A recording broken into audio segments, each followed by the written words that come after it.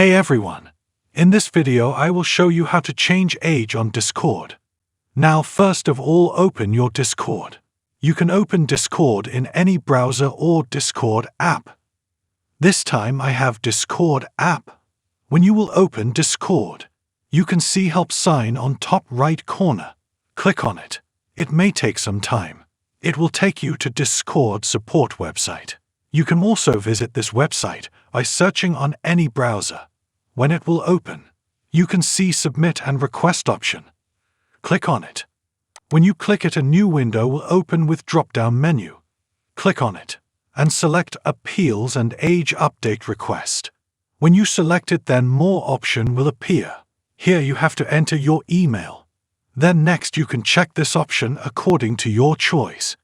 Now click under How can we help? And select Update my age information. When you select it, More option will appear. Then here enter your phone number. After this enter your age here, which you want to change. Next 3 options are optional. You can choose these options according to your choice. After this click on Submit. Now you have learned how to change age in Discord. If you found this video helpful, so give this video a thumbs up. And don't forget to hit the subscribe button. Goodbye.